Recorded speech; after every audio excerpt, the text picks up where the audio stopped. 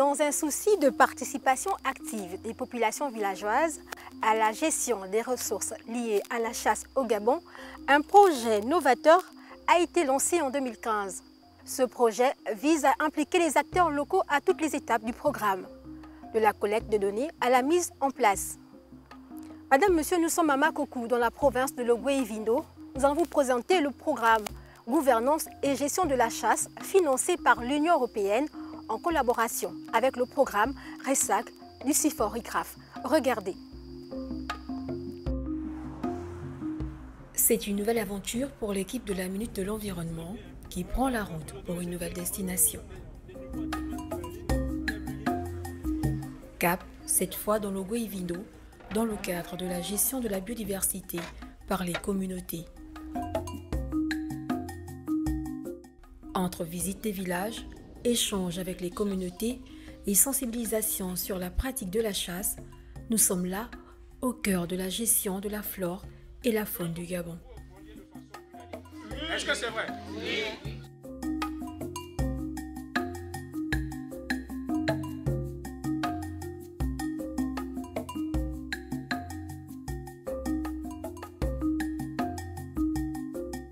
Docteur Lilian, heureuse de vous retrouver au bord de l'Ivindo. Moi également, je suis heureux de vous revoir. Docteur Lilian, présentez-nous le projet Gouvernance et gestion de la chasse. Quelle est sa plus-value et quels sont ses objectifs?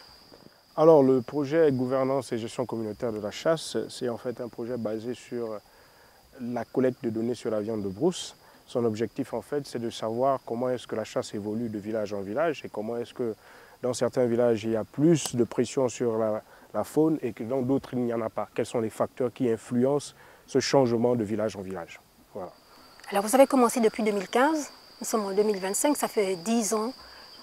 Comment ça s'est passé? Est-ce que ça a été facile pour vous de collecter toutes ces données et quels résultats avez-vous à ce jour? Alors, il faut comprendre que le départ était d'abord axé un peu sur la forêt. Parce qu'aujourd'hui, déjà, la gouvernance et la gestion communautaire se passent plus dans les villages. Au départ, c'était dans la forêt pour savoir un peu quel type d'animaux on pouvait retrouver dans ces forêts et est-ce qu'il y avait réellement une pression des hommes vis-à-vis de la forêt. La deuxième étape était celle de compter les types d'espèces animales qui étaient prélevées dans les villages. Donc, on avait recruter un membre du village qui pouvait passer de maison à maison pour voir la quantité de viande de brousse qui était prélevée. Et la troisième étape qui a commencé cette année, en août 2024, est la même que celle de 2019-2020, aussi toujours axée sur le prélèvement journalier des ménages dans les villages. Alors, est-ce que vous pouvez nous donner des chiffres par rapport aux données que vous avez recueillies tout au long de ces années, surtout dans le cadre de la chasse?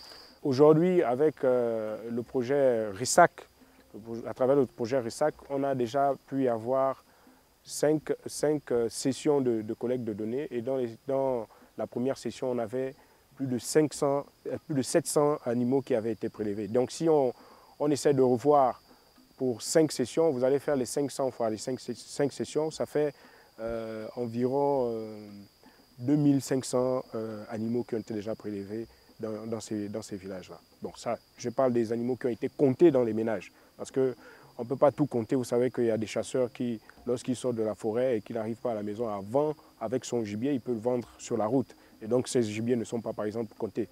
Si on essaie de voir à travers 20 villages sur lesquels on travaille, il peut y avoir peut-être 3000, 3500 bêtes qui ont été prélevées.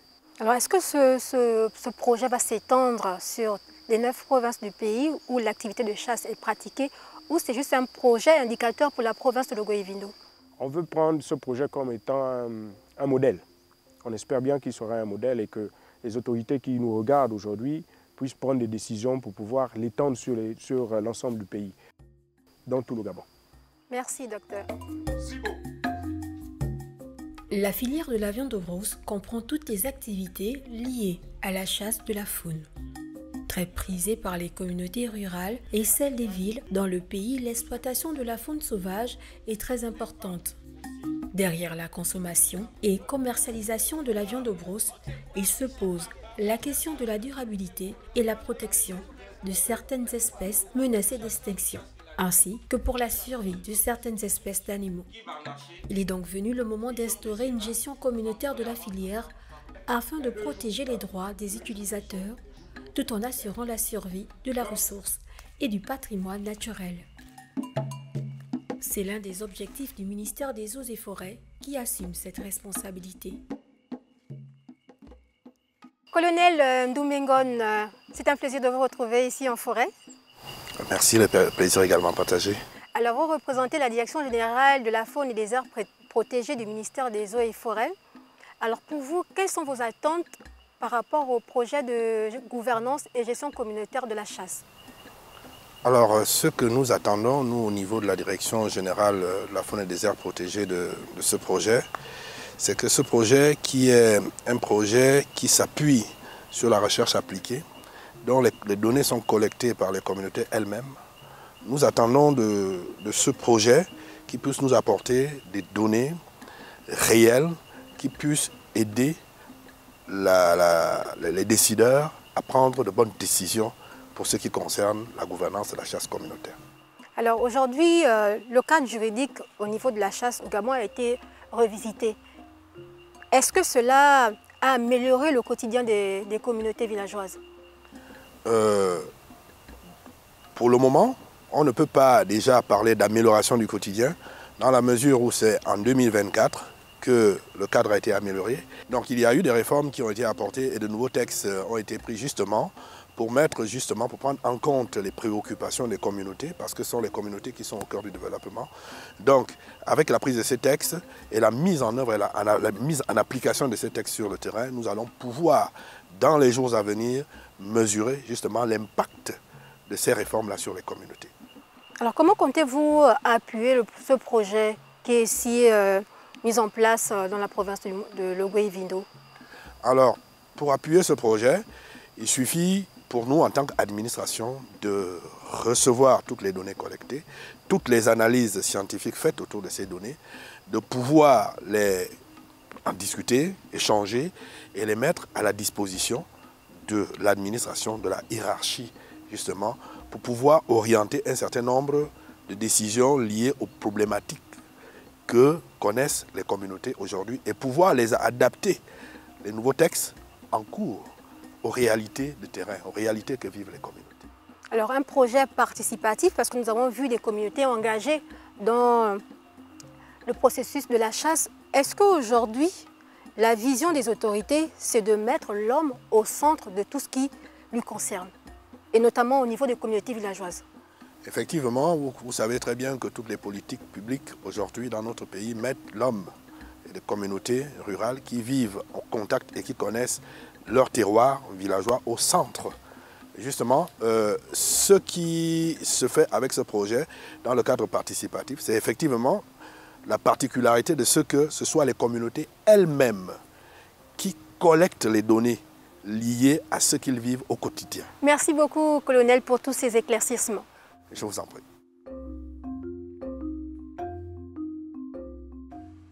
Le projet gestion communautaire de la chasse cite aussi l'implication des acteurs clés que sont les villageois. Dans le cadre du programme, 20 fils de plusieurs villages de la province ont été formés en collecteurs para-écologistes.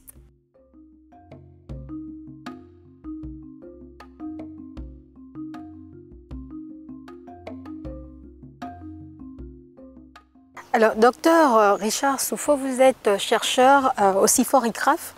Vous soutenez le projet de gouvernance et gestion communautaire de la chasse au Gabon.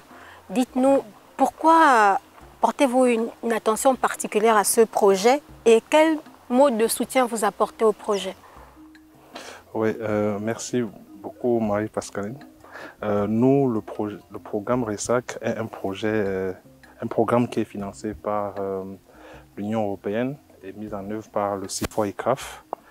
Et nous soutenons dans le cadre de ce programme 26 projets de recherche, de recherche sur le terrain qui impliquent des différents consortiums de plusieurs institutions européennes et africaines visant à trouver des solutions pratiques par la science, mais qui vont permettre aux acteurs de terrain de mettre en œuvre des résultats de ces différentes recherches. Et le CIFOR-ICRAF soutient particulièrement le projet G2C2, qui est le projet de gestion de gouvernance de la chasse au Gabon, pour trouver des solutions scientifiques au niveau local afin que ça puisse servir aux décideurs politiques pour légiférer, pour trouver les bons textes de loi ou surtout pour trouver les bonnes orientations à travers les actions qui sont menées sur le terrain. Alors, comment le consortium compte valoriser les résultats ici de ces travaux de recherche? Oui, il faut dire que nous encourageons les différents consortia qui sont dans le cadre du programme RESAC à valoriser les résultats de plusieurs manières. Déjà sur le plan scientifique, de publier des résultats dans des revues scientifiques de renom qui sont lues et qui sont cotées sur le plan international, mais aussi au niveau de la mise en œuvre du projet, nous encourageons tous les projets à rédiger des notes politiques qui vont être rédigées sur la base des résultats scientifiques qui vont être trouvés dans les projets. Et ces notes politiques sont adressées aux différents gouvernants, sont adressées aux non-scientifiques qui veulent avoir les résultats du projet et bien sûr aux acteurs locaux. C'est-à-dire qu'on va trouver les résultats scientifiques, mais après il faut décliner ces résultats scientifiques sur la base simple, d'un langage simple, dans des notes de politique qui vont sûrement servir ces communautés. Nous comptons aussi faire ce qu'on appelle des ateliers de fin de projet pour inviter tous les acteurs qui sont impliqués dans les différents projets afin de publier et de vulgariser les résultats. Merci, Dr Richard Suffo. Merci. L'ocyphalope bleu, le rouge, le porc-épic sont les espèces les plus chassées selon les résultats des prélèvements. Les communautés veillent désormais à la gestion durable de la faune à travers un suivi minutieux des produits de chasse au quotidien, comme le recommande la loi gabonaise en vigueur. Vous l'avez compris, valoriser le savoir-faire local, améliorer les conditions de vie des villageois et faire de la chasse une approche participative sont les bases du développement socio-économique des communautés rurales au Gabon. À bientôt sur Gabon 24 pour un nouveau numéro de la Minute de l'Environnement.